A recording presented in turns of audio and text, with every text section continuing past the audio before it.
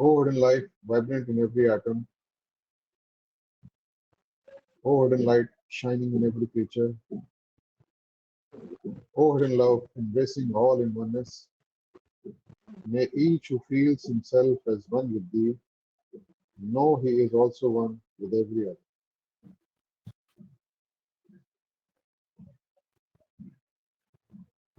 आज का टॉपिक है mystery of death and life after death, मृत्यु का रहस्य और जीवन मृत्यु के बाद में। और हमारे पुराने मित्र ब्रदर अशोक कुमार लोखंडे जी, जो महाराष्ट्र फेडरेशन से हैं, नेशनल लेक्चरर हैं, कई बारी शंकर लॉज में आके लेक्चर्स ले चुके हैं। आज ये इस टॉपिक को लेंगे, हम उनका स्वागत करते हैं। और अब और समय ना लेते हुए मैं लोखंडे जी को रिक्वेस्ट करता हूँ कि अपना लेक्चर को स्टार्ट। जी सर, थैंक यू। मेरा आवाज आ रहा है सर? आ रही आपका आवाज बहुत कम आ रहा था। जी जी, आपकी आवाज आ रही है, अच्छी आ रही है। अच्छा,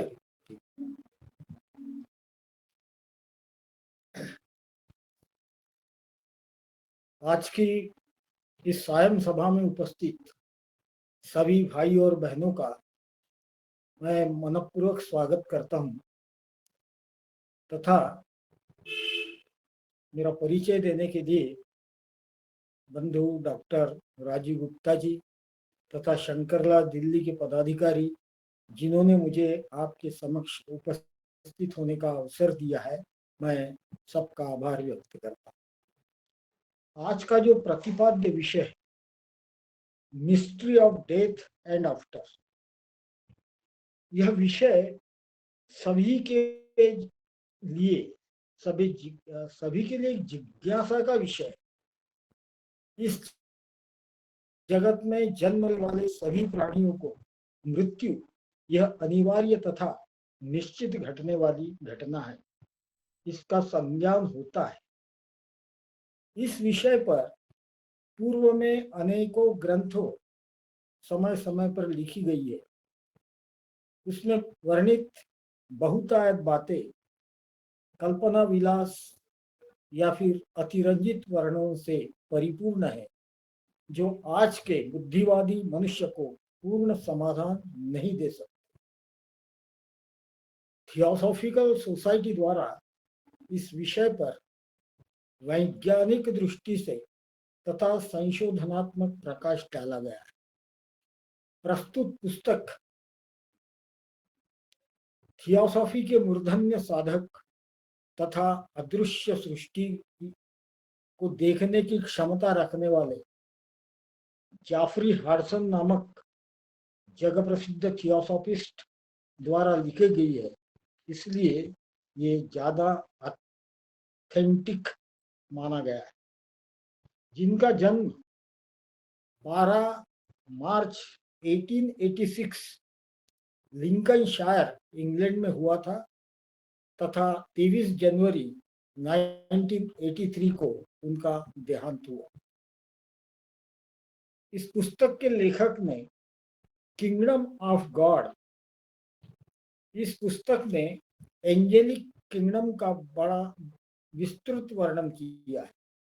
इसी तरह उन्होंने 50 से ज्यादा पुस्तकें लिखी हुई है, जो सभी प्रकाशित हुई है। उन्होंने मानसिक शक्तियों, थियोसॉफी, अध्यात्म, रहस्यवाद, परियों की दुनिया, स्वर्ग दूतों या एंजेलिक वर्ल्ड, दिव्य दृष्टि, स्वास्थ्य तथा बीमारी, इन पर अपने पुस्तकों द्वारा प्रकाश डाला है। थियोसॉफिकल साहित्य की ग्रंथ संपदा में भरपूर योगदान के लिए उन्हें 1954 में सुब्बाराव गोल्ड मेडल से सम्मानित किया गया है। इनके प्रति एक और बात जो इनकी ओर मुझे आकर्षित की इनके साहित्य के प्रति, वो ये है कि नागपुर में एक मारुति चितमपल्ली नामक लेखक है, जिन्होंने जंगल तथा उसके रहस्य को बड़ा रिसर्च किया उसने। वो आजीवन जंगलों में रहे, वनाधिकारी थे, और वो थियोसॉफी के सदस्य हो गए। तो मैंने उनसे पूछा था कि सर, बोला, आप थियोसॉफी की ओर कैसे आए? तो उन्होंने मुझे एक बात कही थी कि मैं जंगलों में घूमता हूँ, वहाँ पूरे आदिवासी लोग रहते हैं, मैं उनके साथ काम करता हूँ, तो मैंने ये देखा कि उन लोगों ने जो बातें, जो पर्वत है, नदी है, बड़े बड़े झाड़ है, वृक्ष है, तो उनकी एक श्रद्धा थी, और ये कहते थे कि ये अमुक देवता है, वो अमुक देवता है। तो मैं उनको ये समझता था कि ठीक है भाई, इनकी अंधश्रद्धा होगी। लेकिन मैंने जब जाफरी हडसन का किंगडम ऑफ गॉड ये किताब पढ़ा, तो मुझे बड़ा आश्चर्य हुआ कि जंगल में रहने वाले ये आदिवासी जो बातें कह रहे हैं, वही जाफरी हडसन जी ने किंगडम ऑफ देवा में अपने ग्रंथ में वर्णित किया है, और ज्यादा डिटेल में वर्णित किया है।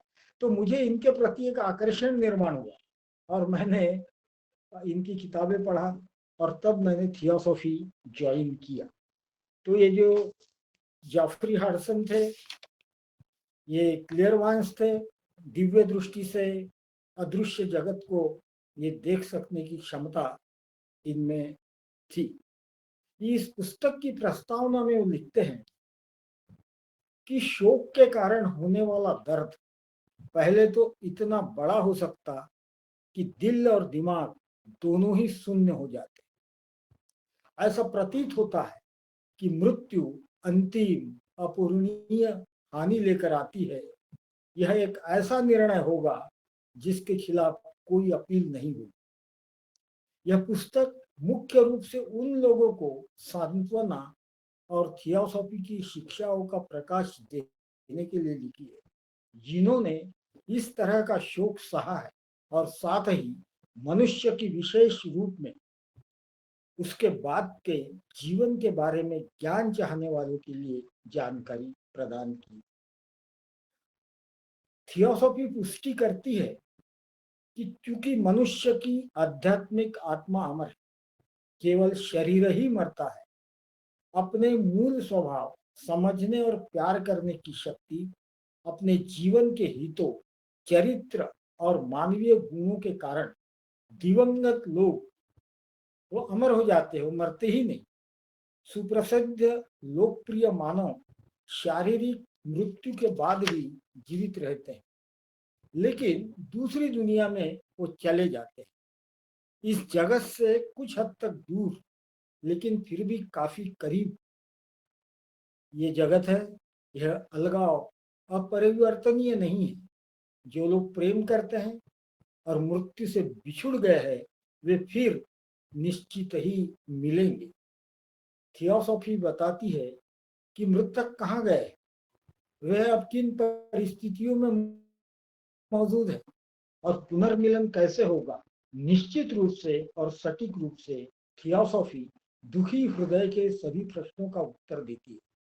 यह न तो अस्पष्ट सिद्धांत और न ही केवल शास्त्रीय पाठ प्रस्तुत करता है, क्योंकि इसकी शिक्षाएं सदियों से वैज्ञानिक रूप से किए गए शोध पर आधारित है, जिसके परिणामों को प्रशिक्षित दृष्टाओं की लगातार पीढ़ियों द्वारा जांचा गया है और कंफर्म किया गया। अब ये जो अनुसंधान है, मृत्यु के बाद क्या होता है, या मृत्यु का रहस्य क्या है,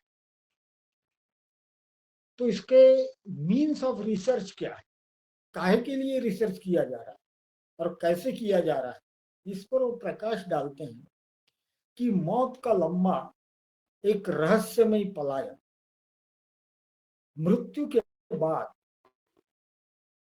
के जीवन का विषय शायद ही हम में से प्रत्येक के लिए सबसे अधिक रुचि और महत्व का हो, क्योंकि हम में से ऐसा कौन है जिसे प्रियजनों के वियोग की पीड़ा का अनुभव ना हो, जिसने यह जानने की इच्छा महसूस न की हो कि उसके प्रियजन कहाँ चले गए हैं और मृत्यु के बाद के जीवन की किन परिस्थितियों में वे प्रवेश कर चुके और किन स्थितियों में है। जब हमारा समय आए तो हम सभी को यह यात्रा करनी होगी, क्योंकि एक दिन अनिवार्य रूप से ऐसा होना ही है। मौत की लंबी रहस्यमय पहेली, जैसा कि इसे कहा जाता है, एक ऐसा विषय है जिस पर हम विचार करना चाहिए। अब इसके प्रति जब हम अपना ध्यान उस ओर लेके जाते हैं तो अनेक प्रश्न स्वयं उपस्थित होते हैं। उनमें से कुछ यहाँ है, जैसे क्या मृत्यु मानव पहचान की लोप करती है? क्या मृतक को मृत्यु के निकट आने का आभास होता है? क्या वे मरने की प्रक्रिया के प्रति सचेत थे? मृत्यु के बाद जीवन का प्रवेश कैसे होता है? मृत्यु के बाद आत्मा किन परिस्थितियों में जागृत होती है? क्या स्मृति, स्नेह, सहानुभूति और निरंतर रुचियों के साथ मृत व्यक्ति की निरंतरता बनी रहती है? क्या वहां समय, व्यवसाय, काम काम का दबाव है, या मृत्यु के बाद जीवन में इनसे सभी मुक्त हो जाते हैं? क्या हम उन लोगों के साथ पुनर्मिलन की आशा कर सकते हैं जिन्हें हम प्यार करते हैं और जो मर चुके? क्या शरीर के मृत्यु के बाद कोई अपने जीवन की योजना बना सकता है? इस तरह के प्रश्न हर सामान्य व्यक्ति के जीवन में आते रहते हैं। और जैसे ही हमारे प्रियजन जब हमसे बिछुड़ जाते हैं तो हम बड़े चिंतित होते, आगे क्या होगा, वो कहाँ होंगे, क्या कर रहे होंगे, कैसे होंगे। तो इसके जवाब अनेकों पुस्तकों में अनेक अनेक तरह से दिए गए हैं। हमारे भारतीय संस्कृति में बहुत सारी किताबें हैं जिसमें इसका वर्णन किया गया है, लेकिन ये वर्णन समाधान कारक नहीं है। जैसे मैं एक अपनी बात बताता हूँ, इसमें मुझे बड़ा इंटरेस्ट था कि मृत्यु के बाद में जीवन का क्या होता है। तो उस वक्त जब मैं कॉलेज पढ़ रहा था तो कठोपनिषद में मृत्यु के बाद के जीवन की बहुत अच्छी जानकारी दी है, ऐसा मैंने कहीं पढ़ा था। तो मैंने कठोपनिषद ये पुस्तक खरीदी, उसको पढ़ी, बड़ा चाव से पढ़ी, लगातार पढ़ी, बहुत बड़ा ग्रंथ है। वो नचिकेता और यम का संवाद है, बहुत लंबा, बहुत विस्तृत। और वो बड़े आगे मृत्यु के बाद क्या होता है इसकी मुझे जानकारी मिलेंगी, इसलिए मैं पढ़ता गया और आखिरी लास्ट पेज पे इतना लिखा गया कि यम ने नचिकेता को दिव्य दृष्टि दी और मृत्यु के बाद की अवस्था का ज्ञान नचिकेता प्राप्त हो गई। तब मैंने ये सोचा कि मैंने इतना प्रयास किया, मैंने ये किताब पढ़ी, मुझे क्या पता चला।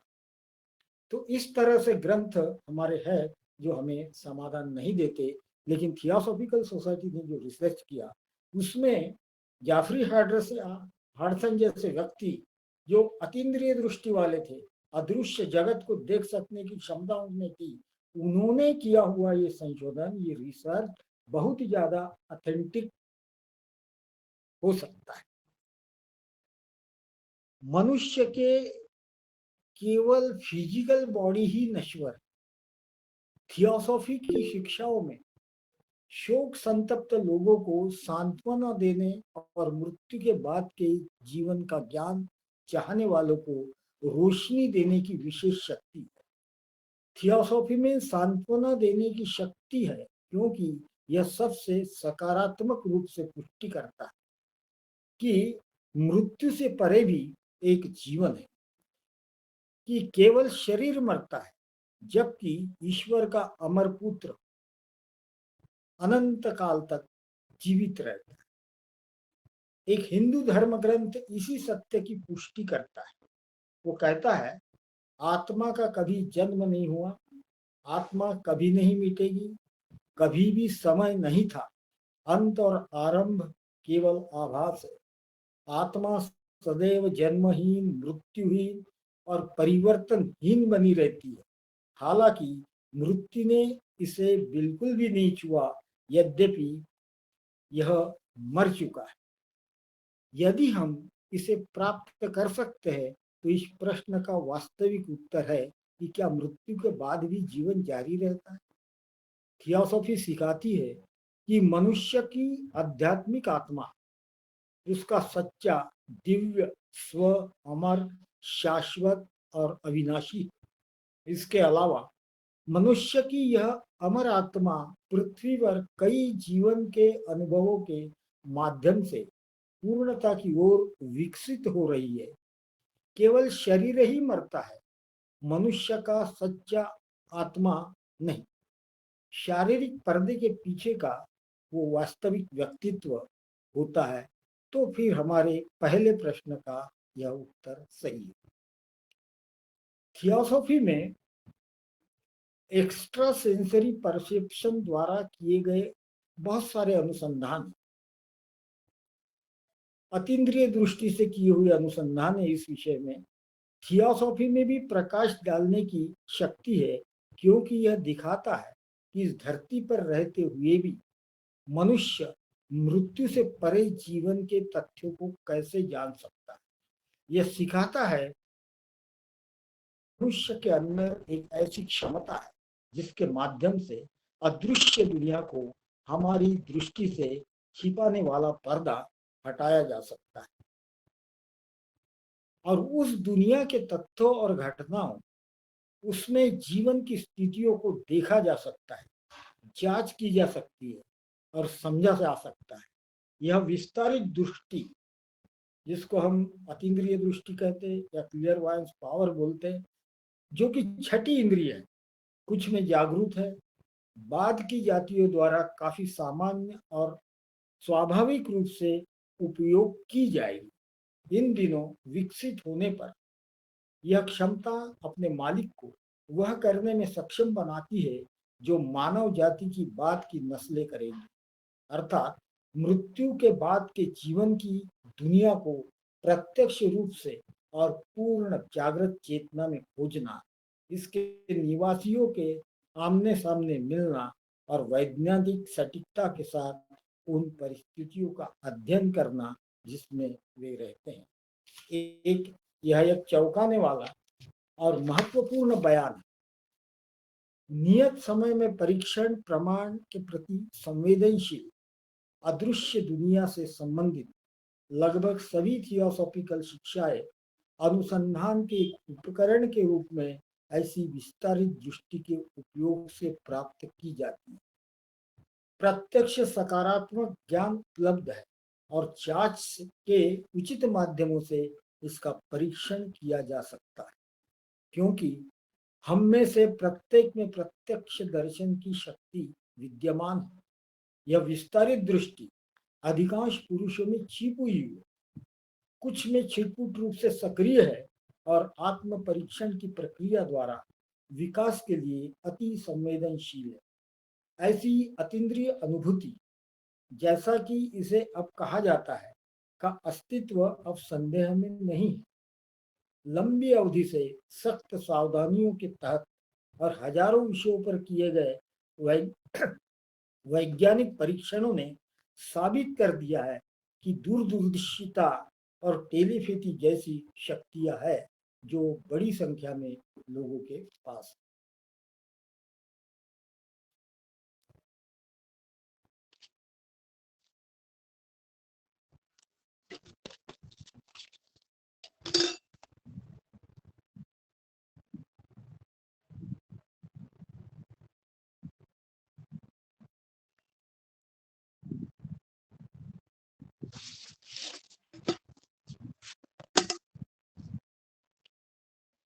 सर थोड़ा डिस्कनेक्ट हो गया था गुप्ता जी। हेलो।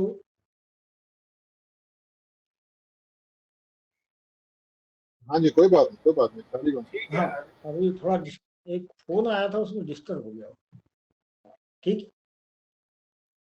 सभी युगों में पुरुषों और महिलाओं ने जीवन के रहस्य को सुलझाने की कोशिश करते हुए इन सोई हुई शक्तियों को सक्रियता में जागरूक करने के लिए आवश्यक प्रशिक्षण के लिए खुद को समर्पित किया है, जिससे हर आदमी संपन्न।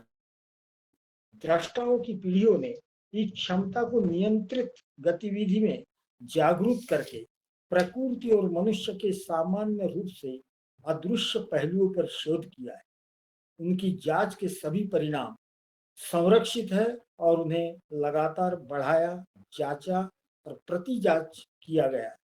परिणाम स्वरूप आज के विद्यार्थी के लिए हर विषय पर ज्ञान का विशाल खजाना उपलब्ध है, जिसके बारे में उसके मस्तिष्क को जानकारी मिलती है। अब यहाँ पर हम ये जो आज का विषय है कि डेथ, तो ये प्रक्रिया, मरने की क्या प्रक्रिया है, इस पर जॉफरी हडसन जी लिखते हैं, हम अगर किसी कक्ष में खड़े होकर मरने वाले को अतीन्द्रिय दृष्टि से देखें तो हमें तुरंत अपने दूसरे प्रश्न का उत्तर खोज लेंगे, क्या मृतक व्यक्ति को मृत्यु का आभास था? मृत्यु के तत्काल दृष्टिकोण के बारे में पता था? उत्तर है आमतौर पर नहीं। मस्तिष्क में रक्त और ऑक्सीजन की आपूर्ति में विफलता बेहोशी लाती है, एक प्रक्रिया जो जो सो जाने जैसी है। मृत्यु के निकट पहुंचने पर यदि कष्ट हुआ तो वह कष्ट मृत्यु से ही खत्म हो जाता है। जो जिज्ञासा लोगों को है जब मृत्यु के समय बहुत कष्ट होता है, तो इसका उत्तर ये देते हैं कि मृत्यु के कुछ समय पूर्व ही शारीरिक जितने भी दर्द है वो समाप्त हो जाते हैं। मरने की प्रक्रिया प्रत्यक्ष रूप से देखने पर हम क्या देखेंगे? जैसे जैसे विघटन का समय निकट आता है, हम देखेंगे कि शरीर की जीवन शक्ति सीमाओं से हटकर हृदय में केंद्रित हो जाती है और यह चमकती रोशनी के रूप में दिखाई देती है। इसके बाद निचले अंगों में संवेदना बहुत कम हो जाती है। फिर जैसे जैसे मृत्यु करीब आती है, जीवन शक्तियां और भी क्षीण होते चली जाती है। सिर के मध्य में जो भौतिक जीवन के दौरान अहम चेतना, जिसको हम कहते हैं, उसका स्थान है। मरने वाला व्यक्ति अभी भी शारीरिक रूप से सचेत हो भी सकता है और नहीं भी। यदि वो बेहोश है, मृत्यु से पहले कोमा में है, तो वह अपने अलौकिक वाहन से शरीर से बाहर दिव्य दृष्टि से दिखाई देगा। ऐसे क्लियरवायंस लोगों को, जब ये मरने के करीब आए लोगों का डेड बॉडी तो नीचे पड़ा रहता है, लेकिन उनका जो अन्य बॉडी का शरीर है वो उनके ऊपर तैरते हुए नजर आता है। वह वाहन ईथर की तुलना में बहुत सूक्ष्म पदार्थों से बना है और रूपरेखा में लगभग भौतिक शरीर जैसा ही दिखता है। वास्तव में यह उसका समकक्ष, यह दिखने में काया से भिन्न है। यह इस मायने में महत्वपूर्ण है कि जिस पदार्थ से इसे बनाया गया वह प्रकाशमान है, और इसको थियोसॉफी की लैंग्वेज में ईथरिक डबल कहते हैं, प्राणमय कोश कहते हैं। जिससे यह चमकता है जैसे कि यह भीतर से प्रकाशित हो, और यह एक ऐसे वातावरण से घिरा हुआ है जो लगातार बदलते रंगों के रूप में या प्रकाश के रूप में दिखाई देता है। ये आभा, जिसको हम आवरा कहते हैं, आभा के ये रंग, जैसा कि कहा जाता है, चेतना की अवस्था के अनुरूप होते हैं। भावना और विचार के हर परिवर्तन के साथ बदलते हुए देखे जाते हैं। वास्तव में एक वास्तविक विज्ञान मौजूद है जिसका मैं आगे उल्लेख कर सकता हूँ। आभा के रंगों के साथ चेतना के स्थितियों का सहसंबंध का विज्ञान। उदाहरण के लिए दर्द या परेशानी में किसी के लिए सहानुभूति की लहर आभा को हरे रंग से भर देती है। बौद्धिक प्रयास इसे पीले रंग से भर देता है। नीला रंग भक्ति गतिविधि को दर्शाता है। आध्यात्मिकता गुलाबी रंग को दिखाती है। लाल रंग क्रोध और चिड़चिड़ापन का रंग है। भूरा स्वार्थ का है, इत्यादि। जैसा कि कहा गया है ये रंग दिव्य दृष्टि से दिखाई देते हैं, ताकि लोगों की आभा या आवरा को देखकर यह बताना संभव हो सके कि किस प्रकार के विचारों और भावनाओं को अभिव्यक्ति देते हैं, और इस प्रकार उसके स्वभाव और चरित्र की खोज की जा सकती है। अभी इसमें एक महत्वपूर्ण बात है कि इस प्रकार मरने वाले व्यक्ति की चारों ओर आभा दिखाई देती है जो शारीरिक रूप से बेहोश है, तब वह अपने भौतिक शरीर के बाहर है और इसके ठीक ऊपर तैर रहा है, लेकिन बहती हुई शक्तियों की एक धारा से जुड़ा हुआ जो एक नाजुक सिल्वर कार्ड है जो चांदी की रोशनी के जैसा चमकता है। यह धारा भौतिक और अधिभौतिक शरीरों के सिरों के बीच बहती है, इस प्रकार उन्हें जोड़ती है। जब तक यह प्रवाहित होता रहेगा, शारीरिक जागृति की संभावना सदैव बनी रहेगी। एक बार जब यह टूट जाता है, फिर वापसी की संभावना नहीं होती और सही मृत्यु यही होता है। मरने वाला व्यक्ति अस्थायी रूप से अपने शरीर में लौट सकता है और अपने आंखें खोलने पर अगली दुनिया की कुछ घटनाएं देख सकता है और उन लोगों का संदर्भ दे सकता है जो शारीरिक रूप से मौजूद नहीं है। जब वास्तविक क्षण इसमें से प्रत्येक की मृत्यु निश्चित है, चाहे ऐसा हो या न हो। एक क्षण आता है, डोर टूट जाती है, मनुष्य अपने शरीर से मुक्त हो जाता है और फिर उसमें जागरूक नहीं हो पाता। तब उसमें मृत्यु के लक्षण प्रकट होते हैं और इसका काम पूरा हो। बहुत बार मरते व्यक्ति को कुछ ऐसे अदृश्य आकृतियां दिखने लगती है और वो हम तो जो जीवित व्यक्ति उनको बताता है कि मुझे ये दिखा, मुझे लेने आए हैं, मुझे कुछ भयानक देवदूत या यमदूत दिखे हैं वगैरह वगैरह जो वर्णन करता है, क्योंकि वो ऐसी सीमा रेखा पर रहता है कि इस जगत की और उस जगत की दोनों चीजें उसको दृश्यमान होने लगती है। लगभग सभी मामलों में मनुष्य मरने के प्रति उतना ही बेहोश होता है जितना कि वह सो जाने के बारे में। वह डरा, वह इस दुनिया से दूसरी दुनिया में एक आह भरते गुजर जाता है। आमतौर पर समीक्षा की प्रक्रिया में लगा हुआ है, जिसमें अभी अभी बंद हुई जीवन की घटनाएं स्पष्ट परिप्रेक्ष्य उसके दिमाग की आंखों के सामने गुजरते हैं। कारण और उसके प्रभाव, सफलताएं और उसके परिणाम, असफलताएं और उसके परिणाम देखे और सह संबंध होते। समीक्षा की इस प्रक्रिया का बहुत महत्वपूर्ण यह भाग, क्योंकि इससे एक निश्चित ज्ञान प्राप्त होता है। अभी अभी समाप्त हुआ जीवन का वो फल। यही कारण है कि हमें मृत्यु के कक्ष में मानसिक, भावनात्मक और शारीरिक रूप से शांत रहना चाहिए। ऐसा न हो कि दुख की अधिकता से हम इस महत्वपूर्ण प्रक्रिया में प्रियजन के द्वारा परेशान कर दें। जैसे किसी व्यक्ति की मृत्यु हो रही है, तब रोते बिलखते जोर जोर से चिल्लाते, दहाड़े मारते, और उस वक्त ये सलाह दी जाती है कि जीवात्मा का ये जो सफर है, जो अभी दूसरी दुनिया में जा रहा है, उस वक्त सभी ओर एक शांतता प्रस्तापित करें।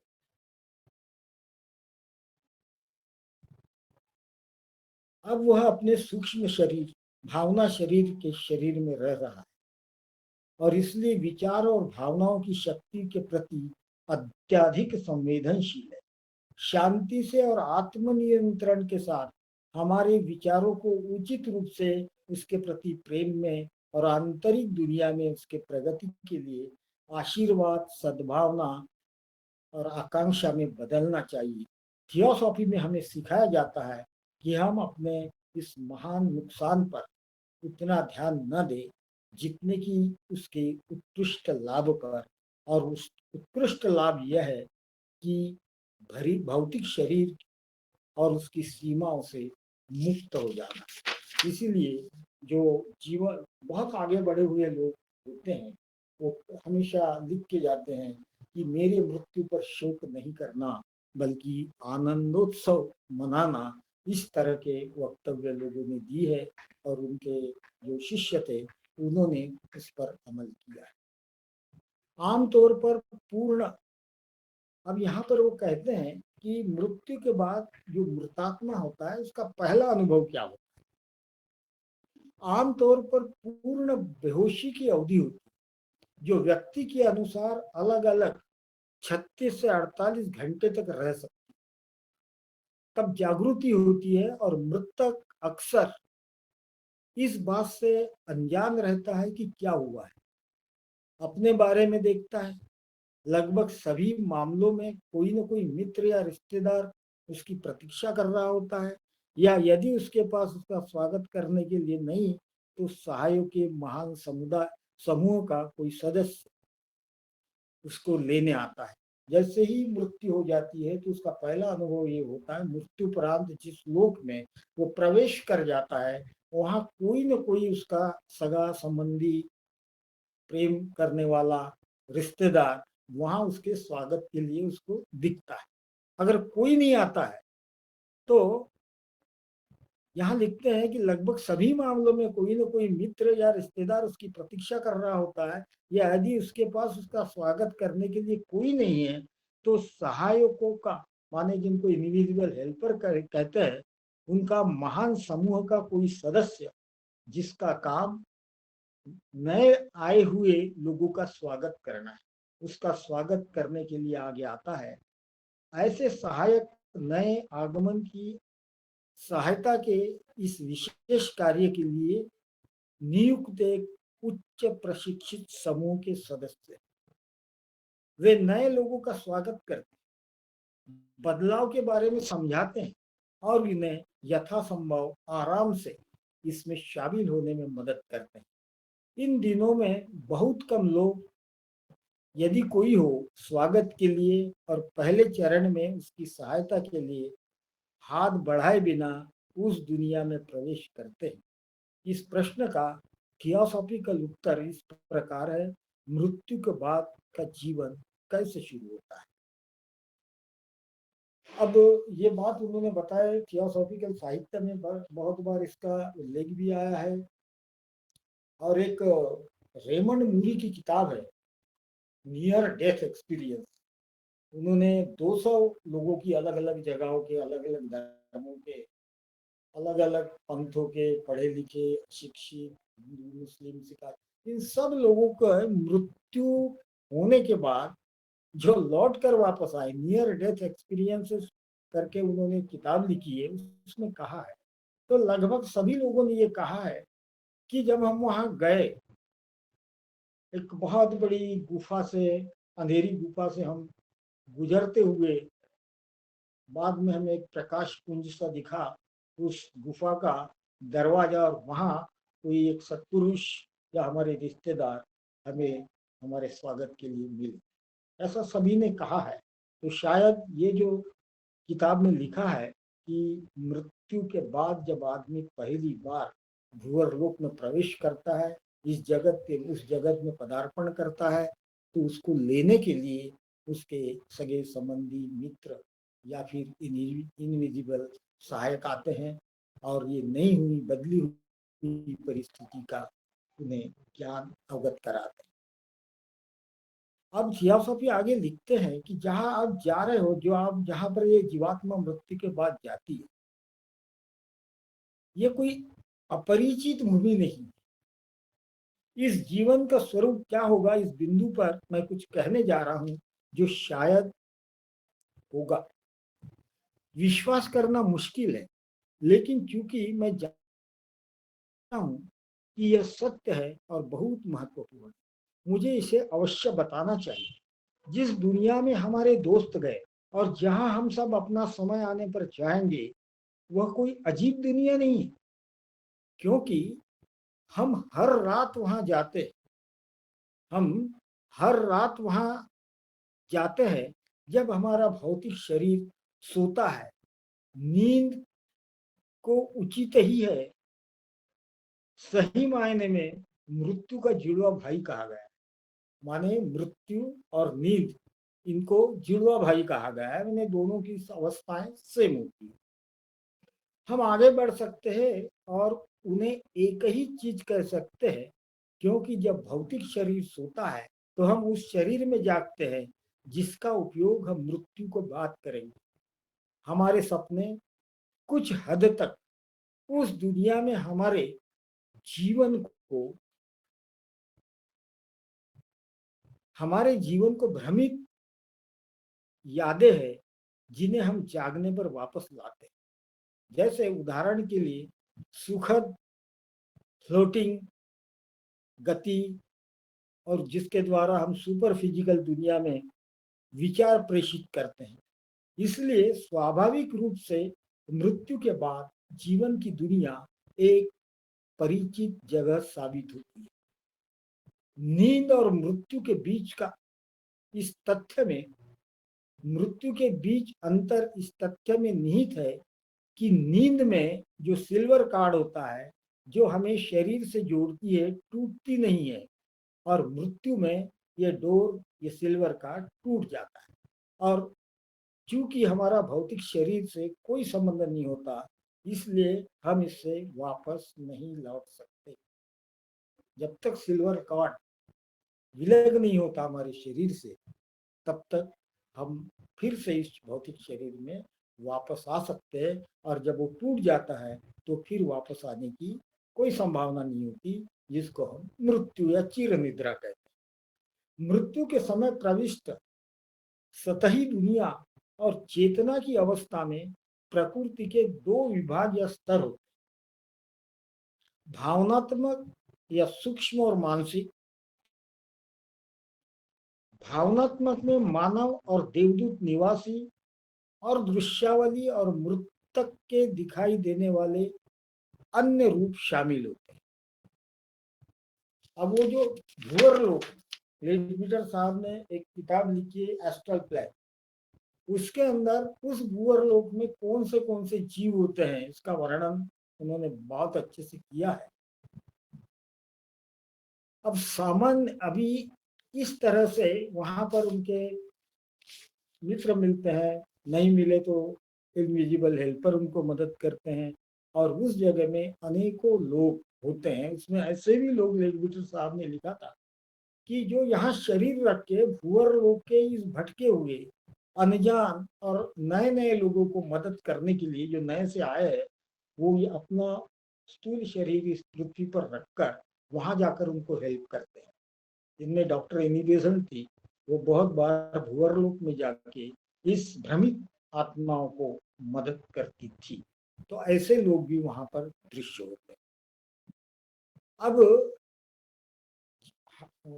जाफरी हडसन जी कहते हैं कि मृत्यु के बाद अलग अलग लेवल के लोग, अलग अलग विधा के लोग जाने के बाद उनको क्या क्या वहां नजर आता है, इसके बारे में लिखते। मृत्यु के बाद अगर सही साइंटिस्ट का मृत्यु हो जाता है और वहां वो जाने के बाद वो क्या अनुभव करता है, क्या अनुभव कर सकता है, इसके बारे में साइंटिस्ट आफ्टर डेथ, इसमें वो कहते हैं कि अब सामान्य से विशेष कथनों की ओर बढ़ते हैं। क्लेयरवायंट शोध से पता चलता है कि नए आगमन में मृत्यु के बाद उन व्यवसायों के उन्नत रूपों को अपनाने की प्रवृत्ति होती है जो उन्हें पृथ्वी पर सबसे अधिक पसंद आते हैं। इस प्रकार वैज्ञानिक अन्वेषक, जिसका आदर्श पृथ्वी पर सत्य की खोज था, उसने पाया कि वहां भी सत्य का अनुसरण कर सकता है, जैसा कि उसने यहाँ किया। उन्होंने यह भी पाया कि उनकी खोज कहीं अधिक फलदायी है, क्योंकि उन्हें घने पदार्थ की दुनिया को छोड़ दिया है और बहुत सूक्ष्म पदार्थ में सचेत और कारणों की दुनिया के करीब है। यह उच्च चेतना और कारणों की दुनिया में है कि वे सत्य अंडरस्टैंडिंग के साथ समझ सकते।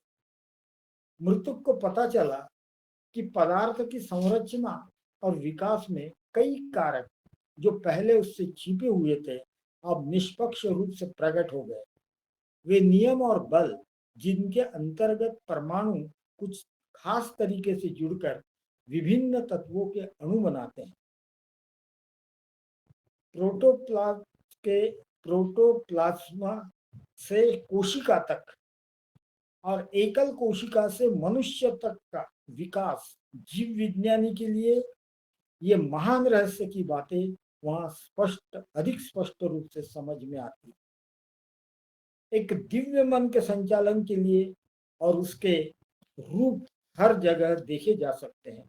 यह भौतिक संसार जिस प्रवाहमान शक्तियों का एक मायावी जगत है, वे अगले रूप में दिखाई देती है।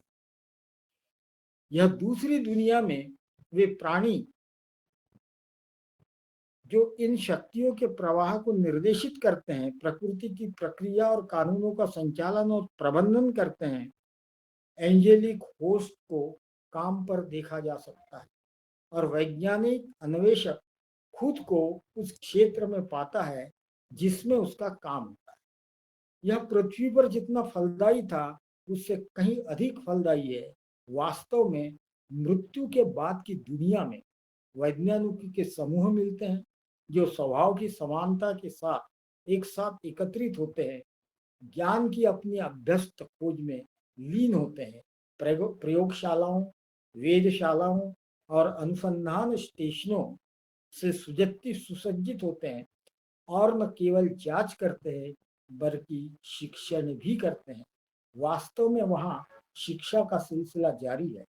वैज्ञानिकों और अन्य सभी विशिष्ट कार्यकर्ताओं की तरह शिक्षाविद भी अपने काम में आने वाली समस्याओं को सुलझाने और उस काम को आगे बढ़ाने के लिए अपना समय देते हैं। पूर्णता की उच्चतर अवस्था तक जो पृथ्वी पर संभव नहीं था, कभी कभी इस प्रकार आंतरिक दुनिया में खोजे गए विचार पृथ्वी पर अवतरित दिमागों द्वारा उठाए जाते हैं, क्योंकि इनके बीच काफी परस्पर क्रिया और विचारों का आदान प्रदान होता है।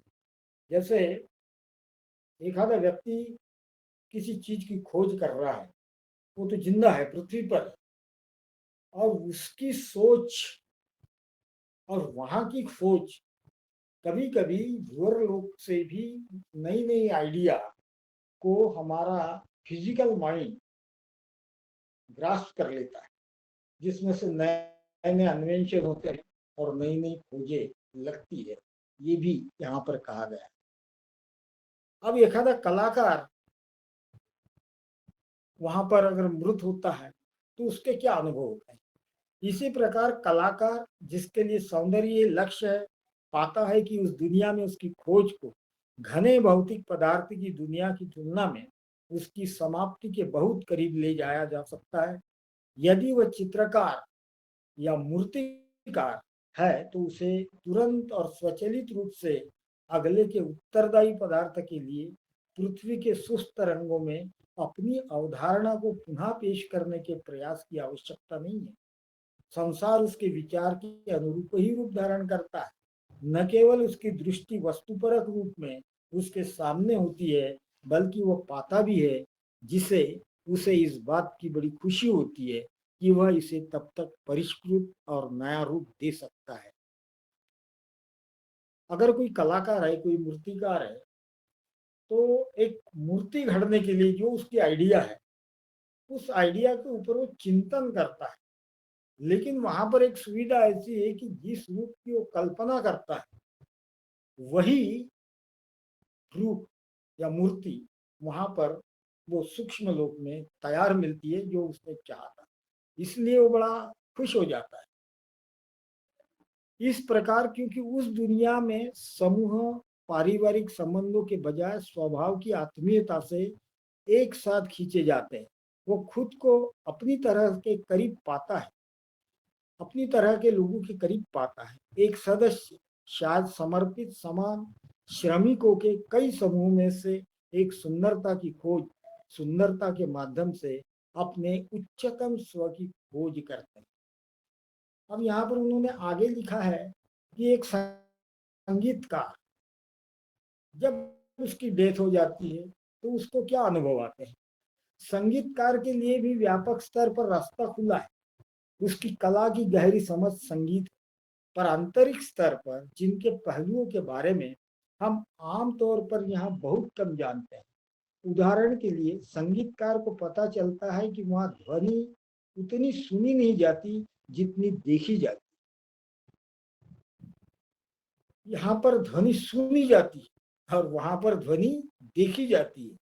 यदि भौतिक संगीत को दिव्य दृष्टि से देखा जाए तो यह आंतरिक दुनिया के चमकदार स्वयं प्रकाशमान पदार्थ के रूप में दिखती है। इस जीवित प्रतिक्रियाशील पदार्थ को ध्वनि और संगीत के इरादे से बदलते इंद्रधनुष्य रूपी में फेंक दिया जाता है और आंतरिक स्तर भी सृजन का वास्तविक गीत सुना जा सकता है।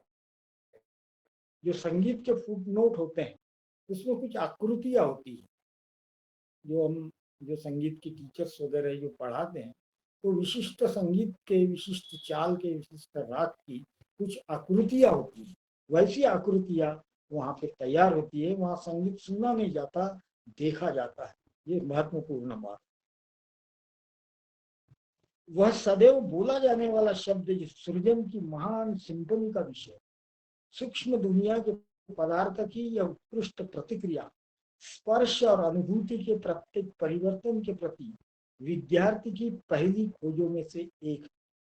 जब उसकी आंतरिक आंखें खुलती है, वह पाता है कि जैसा कि मृत्यु के समय उन लोगों में प्रवेश करने वाले सभी लोगों का होता है, यह विचार शक्तिशाली होता है। शक्ति दूसरों के जीवन को भी प्रभावित करने में सक्षम।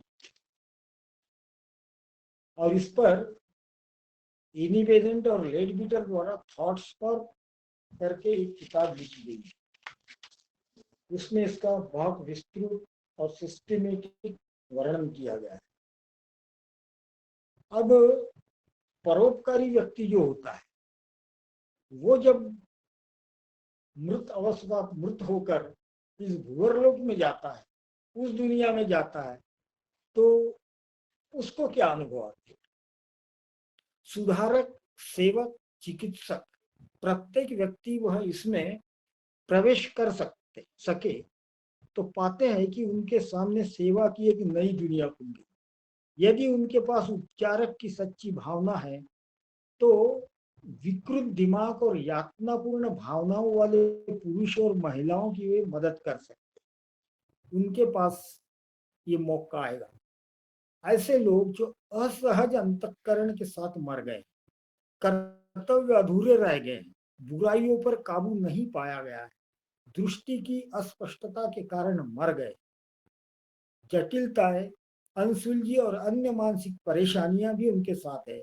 ऐसी स्थितियां यहाँ की तुलना में कहीं अधिक हद तक कठिनाई का स्रोत होते हैं, क्योंकि वह भावनाओं की दुनिया है। ऐसे में परेशान लोगों को चिकित्सक की सेवाओं की बेहद जरूरत होती है। वास्तव में जरूरतमंद लोगों को फिर से व्यवस्थित करने में, उनमें सामंजस्य स्थापित करने में इस कार्य के लिए समर्पित कार्यकर्ताओं का वहां एक बड़ा समूह मौजूद है।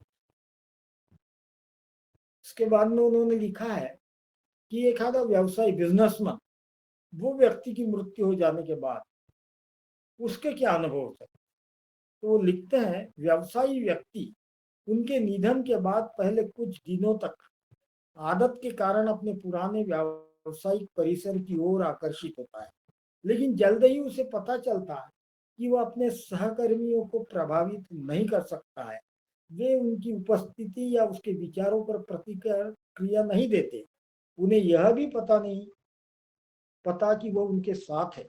हालांकि खुशी की बात यह है कि नए जीवन के व्यापक हित और अधिक स्वतंत्रता, वह जिस संवेदनशील और उत्साही शरीर का उपयोग कर रहा है, उसे यह एहसास है कि व्यवसाय के मुख्य कारण यहाँ उसे नए क्षेत्र में नहीं मिलते और परिणाम स्वरूप व्यस्त होने के लिए बहुत कुछ नहीं है।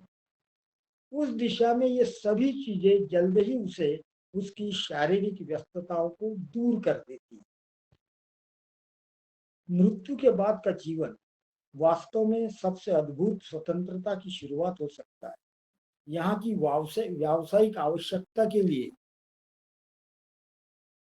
विचारों और भावनाओं को भौतिक चीजों तक सीमित कर दिया जाता है जो अब अस्तित्व में नहीं। उदाहरण के लिए भोजन, हालांकि भौतिक स्तर पर व्यायाम और व्यक्तिगत प्रयास के प्रमुख कारणों में से एक है, लेकिन मृत्यु के बाद इस जीवन में इसका कोई महत्व नहीं रह जाता, क्योंकि हमारे सूक्ष्म शरीर की आवश्यक सभी पोषक वायुमंडल से स्वचालित रूप से अवशोषित ऑब्सर्व हो जाते हैं। वहाँ की हवा यहाँ की तरह ईश्वर की जीवन शक्ति से चार्ज होती है, जो सूर्य के माध्यम से प्रवाहित होती है, और इसमें वह सब कुछ शामिल है जो उस दुनिया में शारीरिक निर्वाह के लिए आवश्यक है। इसके अवशोषण और आत्मसात करने की पूरी प्रक्रिया उतनी ही अचेतन है जितनी कि भौतिक जगत में सांस लेना। जब हम सांस लेते हैं अचेतन अवस्था में भी सांस लेते हैं, उसी तरह वहाँ की ये प्रक्रिया है। वस्त्र विचार से बनते हैं, जैसा हम विचार करें, क्योंकि अगली दुनिया का मामला तुरंत विचार पर प्रतिक्रिया करता है। अपने आप को कपड़े पहने हुए समझना ही कपड़े पहनना। जब कोई लोगों को अपने समय या जाति के अनुसार विभिन्न प्रकार की पोशाकें पहने हुए पाता है, तो सबसे सामान्य पोशाक एक सुविधाजनक ढीला ढाला प्रतीत होता है, जिसका रंग और सजावट इच्छानुसार तुरंत बदला जा सकता है। जैसी इच्छा करो वैसे कपड़े हमारे आने पर आते हैं। यहाँ पर परिवहन, ट्रांसपोर्टिंग दूसरों के परिश्रम पर निर्भर नहीं करता। अति भौतिक दुनिया में हम विचार प्रेरित होकर चलते हैं। किसी स्थान पर स्वयं के बारे में सोचने का अर्थ है इच्छानुसार तेजी से उड़ने जैसी आनंददायक तैरती हुई गति से उस स्थान पर जा सकते। शरीर के हल्के और आसानी से ऊंचे होने के सपने या हवा में धीरे या तेजी से सरकते हुए अक्सर मृत्यु के बाद जीवन की दुनिया में प्रगति के सामान्य तरीकों की याद होती है। जैसे बिल्डिंग भौतिक स्तर पर व्यापार और मानव प्रयास के महान स्रोतों में से घरों और शहरों के विचार रूपों के साथ इकट्ठा हो, मृत्यु के बाद के जीवन में गोपनीयता की आवश्यकता होती है, जैसे पृथ्वी पर भी इसकी आवश्यकता होती है, लेकिन जलवायु से आश्चर्य की नहीं, क्योंकि हमारी प्रतिकूल जलवायु वाली परिस्थितियां वहां उत्पन्न नहीं होती। उस प्रकार इस दुनिया में जीवन पर, इस पृथ्वी पर जीवन की तरह विविध और आकर्षक हो सकता है, वास्तव में इससे भी अधिक, क्योंकि चुनने के लिए गतिविधियों की न केवल लगभग अंतहीन विविधता है, बल्कि प्रत्येक गतिविधि को पृथ्वी की तुलना में अधिक समय तक और आगे बढ़ाया जा सकता है। यहाँ कुछ जरूरी आवश्यकताएं अपनी मांग रखती है। उदाहरण के लिए न केवल नए नए आय वाले और जरूरतमंदों के लिए बाल जीवन और सेवाओं के केंद्र है, बल्कि इसके अलावा मानव की सभी सामान्य स्वास्थ्य, मानसिक गतिविधियां अधिक रोशनी, खुशी और उपयोगिता की तलाश में है। ज्ञान, प्रेम और सौंदर्य यहाँ पर अपनी मन की अवस्था के अनुसार आप अनुभव कर सकते हैं। अब आगे वो लिखते हैं कि अगर धार्मिक व्यक्ति की डेथ हो जाती है तो उसके क्या अनुभव है। वहां धार्मिक केंद्र भी और उस स्तर पर एक चर्च में प्रवेश करने का मतलब है, एक चर्च में प्रवेश करने का मतलब है कि धर्म उपासक को पृथ्वी पर आमतौर पर प्राप्ति की तुलना में कहीं अधिक ऊंचाई तक ले जाता है। यह आंशिक रूप से इसलिए है क्योंकि पूजा की वस्तुएं दृश्यमान है, विचार निर्मित है, और आंशिक रूप से इसलिए क्योंकि वह भावनाएं अधिक शुद्ध और अधिक शक्तिशाली है। चर्च के पूर्वी छोर पर प्रतीक और सना हुआ ग्लास खिड़कियां नहीं होती, बल्कि जीवित छवियां होती है। शायद दुनिया के उद्धारकर्ताओं या संतों या एंजेलिक मेजबानों की मानव विचार द्वारा निर्मित इन भ्रमों को जीवित प्रतिनिधित्व के रूप में उपयोग किया जाता है। उनके आशीर्वाद और शक्ति का प्रसार, चूंकि यह सब वहां उपासक को दिखाई देता है। धार्मिक सेवाएं एक उत्साह और प्रतिक्रिया की गहराई पैदा करती है, जो शायद ही कभी यहाँ अनुभव की गई हो, और एक धार्मिक विश्वास प्रदान करती है जो अंधविश्वास की तुलना में जीवन के अनुभव पर कहीं अधिक आधारित है। हालांकि ये ट्रांजिट संसार, ये लोक और वो लोक का, हालांकि इसमें से किसी भी स्थिति और चेतना की अवस्था में कोई स्थायित्व नहीं है। प्रत्येक सामान्य व्यक्ति जो प्रतिकूल मौत मरता है, वह अलग अलग गति से भावनाओं और मन की दुनिया से गुजरता है। जब तक जीवन और जागरूकता का केंद्र भौतिक शरीर में आया था, जब तक वो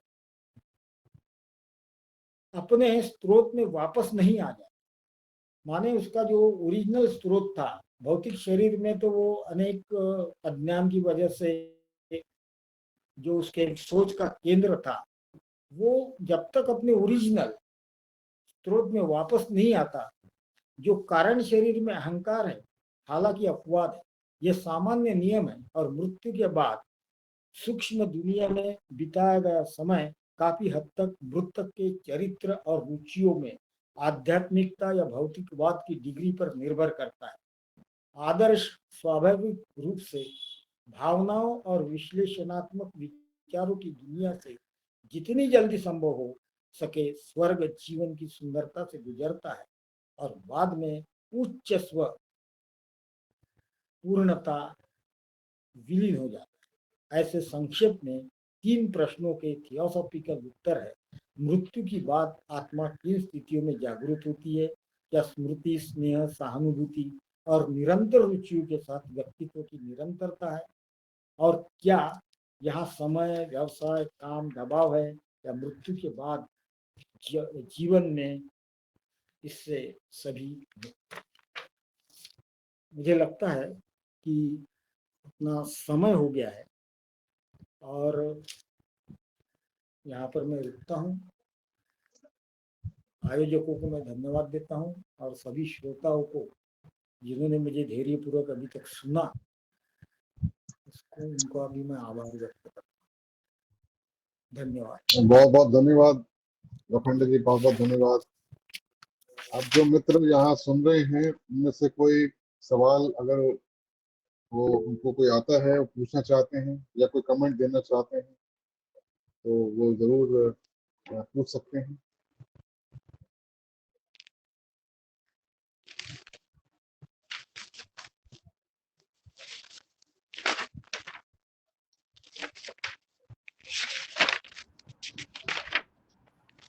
नमस्कार सबको। भाई साहब नमस्कार। नमस्कार। लोखंडे जी, बहुत सुंदर आपने वर्णन किया, बहुत सारी चीजें क्लियर हुई, और स्पेशली जो सेकंड हाफ है उसमें तो बहुत सारी नॉलेज और इन्फॉर्मेशन मिली कि मृत्यु के बाद क्या होता है। लेकिन उसके साथ साथ बहुत सारे प्रश्न भी मन में उठते हैं कि अलग अलग, जैसे आपने बताया कि एक आर्टिस्ट के लिए, एक डॉक्टर के लिए, या अलग अलग लोगों के लिए इतनी सारी वहां भी करने के लिए है कि वो कुछ कर सकते हैं, मदद कर सकते हैं।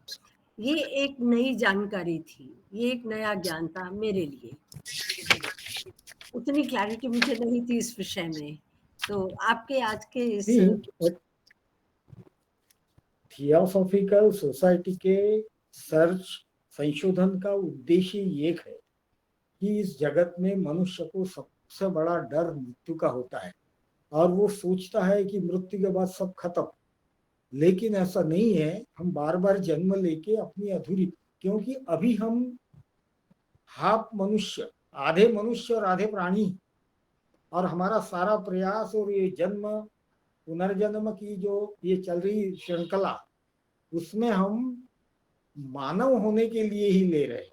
अभी हम पूर्ण मानव हुए ही नहीं। तो मानवता को अचीव करना, मनुष्य इस पद को अचीव करना, इसके लिए हमारे जन्म हो रहे हैं, और इसमें मृत्यु का बड़ा डर होता है। थियोसॉफी का प्रयास है कि मृत्यु डरने वाली चीज नहीं है। गीता में भी कहा गया है कि आत्मा अमर है, लेकिन वो शब्द सुनने से या अपन ने कोई प्रवचन सुनने से जहन में फिट नहीं बनता।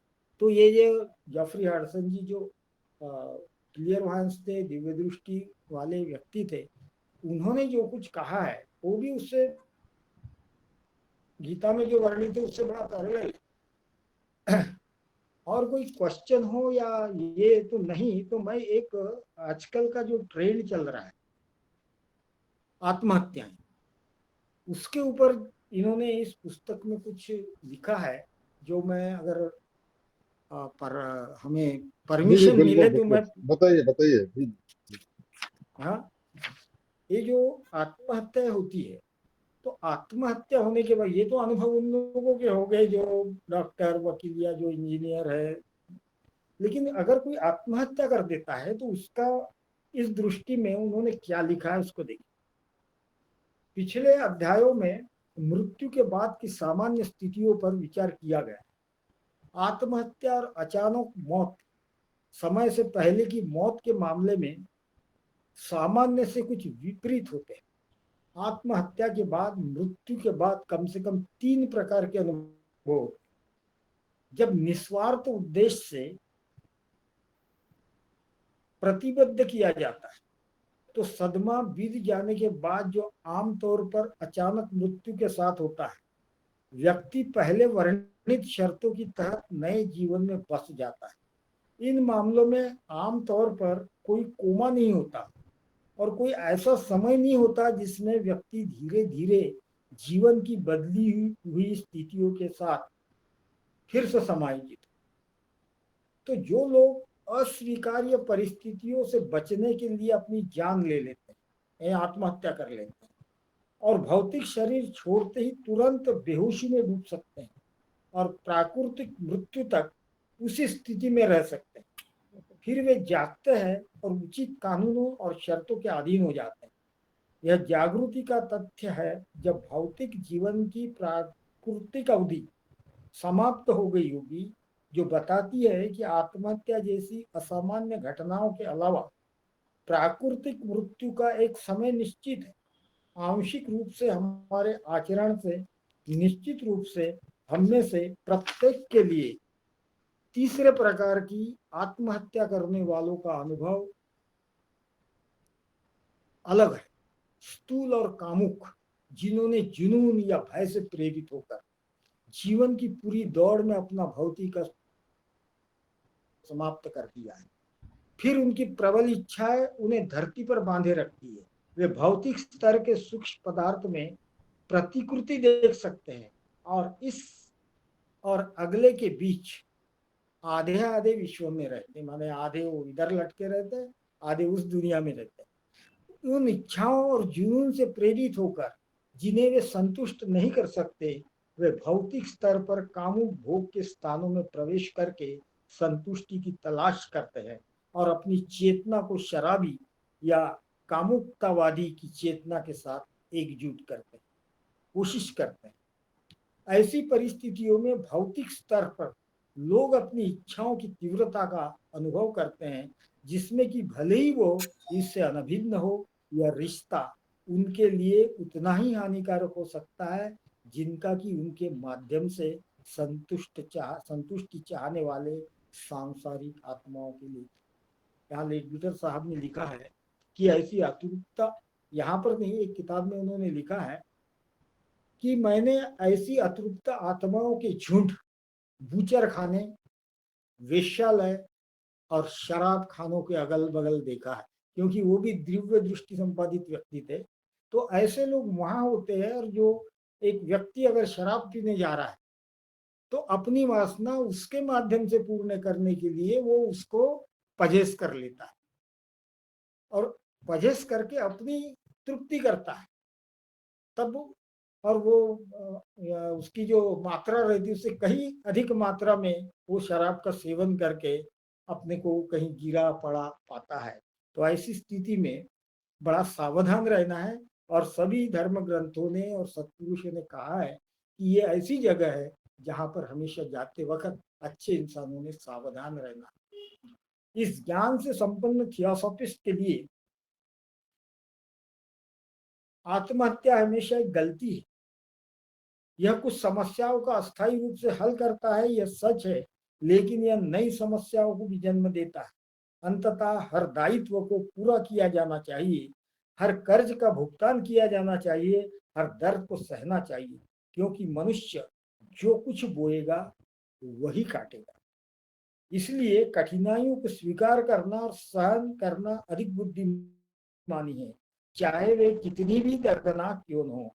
बचने के प्रयास और आत्महत्या की अतिरिक्त जटिलता द्वारा उन्हें बनाए रखने और तीव्र करने की तुलना में, जिसकी कार्मिक प्रतिक्रिया क्रमिक पुनर्जन्म पर प्रतिकूल असर डालता है। अब यहाँ पर मैं रुकता हूँ और एक अपना हमारे महाराष्ट्र का एक एग्जाम्पल पेश करता हूँ, जो यहाँ की अमरावती शहर के एक दैनिक वृत्तपत्र में एक कुछ 10-15 साल पहले आया हुआ एक इंफॉर्मेशन, या जिसको हम न्यूज बोलते हुआ आया है कि हुआ ऐसा कि कुछ स्कूल की, कुछ कॉलेज के स्टूडेंट की जो उनका अभ्यास टूर होता है, वो यहाँ पर एक चिखलदरा है अमरावती के पास, वहाँ पर उनका पूरा ट्रुप गया। बहुत सारे बच्चे थे और किसी विशिष्ट जगह पे वो संशोधन कर रहे थे, अपना अभ्यास यात्रा ही थी उनकी, उनके टीचर थे, कुछ स्टूडेंट थे। तो अचानक एक स्टूडेंट को दौरे पड़ने लगे, वो तड़पने लगा, बेहोश होने लगा। तो तुरंत उसको बिना किसी वजह से तो सब घबरा गए और उन्होंने, वहाँ का शहर है अमरावती, वहाँ पर बस में डाल के उसको लेके आए। जब वो चिकित्सक के पास पहुंचा तो डॉक्टर ने उसको चेक किया, उसका सब कुछ ठीक ठाक। तो समझ में नहीं आ रहा उसको क्या हुआ। तो डॉक्टर भी हमारे ग्रामीण परिवेश का ही था, तो उसने कहा कि भाई हमारे मेडिकल साइंस के हिसाब से भी कुछ समझ में नहीं आता, किसी ओझा को इसको दिखाइए, हो सकता है वो ऐसी जगह गया था, कुछ वहाँ हो सकता है। तो वो ओझा के पास गए तो उसके अंग में एक प्रकार का वो जो संचार होता है ना, माध्यम, वो एक लड़की की आवाज आई। उसने पूछा वो ओझा ने अपने तरीके से, आप कौन हो, कहाँ से आए हो, क्या करने आए हो। तो वो एकदम से चीख कर वो लड़की की आवाज में कहने लगा और उसने पता बताया कि मैं उस जगह पे जो लड़का आया था वहीं मेरे साथ अन्याय हुआ और मेरा मर्डर करके मुझे उस गड्ढे में फेंक दिया गया। उसने कहा कि मैं महाराष्ट्र के गोंदिया जिले की लड़की हूँ, मेरा ये नाम है, मेरे पिता का ये नाम है। वो लड़के के माध्यम से बोल रहे और मैंने अपने कुछ दोस्त के साथ यहाँ आई थी, उन्होंने साथ मेरे साथ अत्याचार किया और मेरा मर्डर करके इस गड्ढे में फेंक।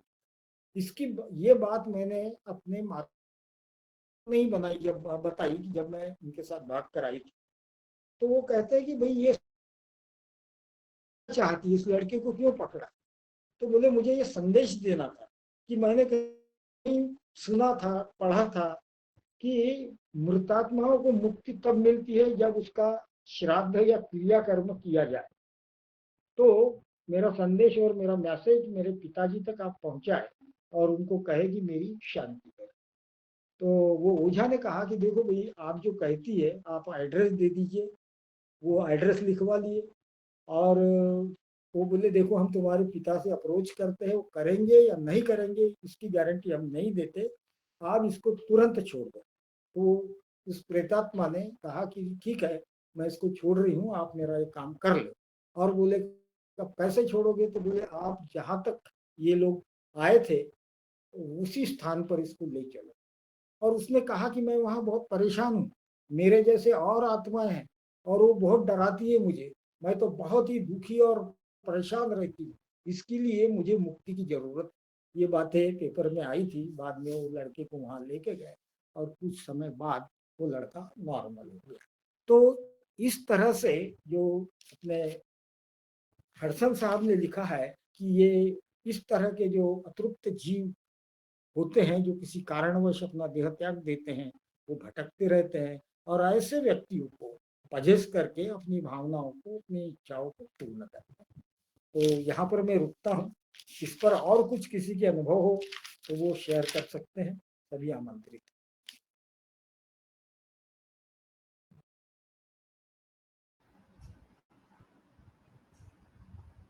Thank you, brother.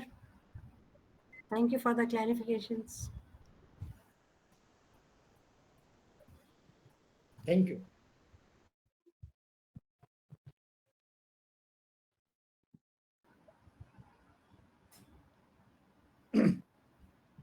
डॉक्टर साहब, समय बहुत हो गया है। इस समय तो हो गया है, मैं वेट कर रहा हूँ कोई और अगर कुछ कमेंट करना हाँ, चाहें या जरूर सवाल जरूर। पूछना चाहें। असलियत में इतना वाइड सब्जेक्ट है और बहुत कुछ पूछने और बताने, बात करने के लिए है, किंतु समय सीमा को ध्यान में रखते हुए कभी एक और सेशन हो जाएगा। नहीं, इस पर सिर्फ प्रश्नोत्तर का ही सेशन अगर होता है, गुप्ता जी से मैं रिक्वेस्ट करूंगा कि वो स्वयं उसका संचालन करे और प्रश्नोत्तरों का ही इस विषय पे एक आधा सेशन आयोजन करे। बिल्कुल, क्यों नहीं, मैं रिक्वेस्ट करूंगा जो सुन रहे हैं कि हमने एक बहुत पहले एक शंकरराज के एक लेक्चर हुआ था, द थियोसॉफिस्ट आफ्टर डेथ, मृत्यु के बाद थियोसॉफिस्ट की क्या गति होती है, और उसके पर भी जो है वो भी एक बार देख लें, हमारे यूट्यूब चैनल पे है।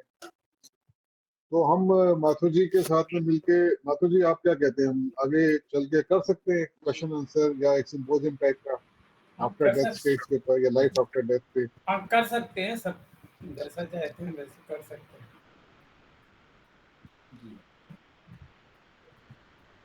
ये बहुत अच्छा टॉपिक तो है। अब जी जी, हाँ बोलिए बोलिए माता जी। मैं कह रहा हूँ ये बहुत अच्छा टॉपिक है और सभी लोग को इंटरेस्ट होगा तो ऐसा रख सकते हैं। उसमें थियोसॉफिस्ट के अलावा और भी लोगों को इंक्लूड किया जा सकता है।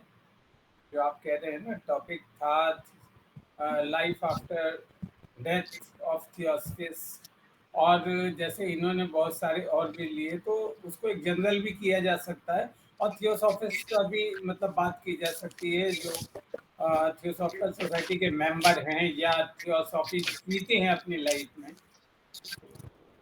उसको रख सकते हैं। जी जी जी, तो अब हम मीटिंग को सही बात। समाप्त करते हैं जी। कुछ और आपको बोलना है यहाँ लोखंडे पर जी? माथुर साहब, हाँ बोलिए। हाँ, इसमें एक बात मैं बता देना चाहता हूँ कि जाफरी हडसन जी ने इस किताब में क्या क्या पॉइंट लिए, तो वो मैं पढ़ के बताता हूँ। The means of research, the process of dying, first experience of death, varied activities after death. आगे अब यहाँ तक हमने लिए, लेकिन the reunion of those who love, बाद में suicide, purgatory, the soldiers after death, the child after death, how to prepare for death, the seven virtue of the soul, philosopher and poets on the life after death. ये उनके छोटे छोटे chapters है। तो कभी ये विषय पर भी अपन बोल सकते हैं कि चाइल्ड जब मर जाता है तो उसका आगे क्या होता है। नहीं नहीं, इसका तो सेकंड पार्ट आप लेना चाहेंगे क्या? नहीं, अभी हाल फिलहाल में तो नहीं लेता, कुछ समय उपरांत में। हाँ 2 महीने बाद सही, 2 महीने बाद, 3 महीने बाद। हाँ, 1-2 महीने के बाद अगर पार्ट 2 में ले सकते, क्योंकि उसी बहुत के सारी बातें ऐसी है उसी के उपलब्ध साथ नहीं इसको है। रख लेंगे। हाँ, अगर वो पूरा नहीं भी हो, अगर फुल सेशन का, तो उसके बाद बाकी सेशन रख सकते हैं इसके ऊपर, और फिर एक्स्ट्रा भी उसके हिसाब से थर्ड भी किया जा सकता है। आप और गुप्ता जी मिलके जैसे भी मतलब जो भी करना हाँ, है। अभी ये जून जुलाई अगस्त ठीक है, इसमें इसके बाद में ठीक है, अगर हो ठीक सके है। तो देख। हाँ ठीक है। आप बताना जब आप रेडी हो सेकंड पार्ट के लिए। जी जी जी, ओके, थैंक यू। ओके जी, ओके। तो अब हम मीटिंग की समाप्ति करते हैं यूनिवर्सल प्रेयर के साथ में। जी, O hidden life vibrant in every atom, O hidden light shining in every creature, O hidden love embracing all in oneness, may each who feels himself as one with thee know he is also one with every other. आप सबका बहुत बहुत धन्यवाद। लोखंडे जी आपका बहुत बहुत धन्यवाद, और आपसे फिर मुलाकात Thank होगी you, sir. 2 महीने बाद, जब भी होगी, इसी के पार्ट 2 के साथ में। जी हाँ जी, हाँ जी, जरूर जरूर। नमस्कार।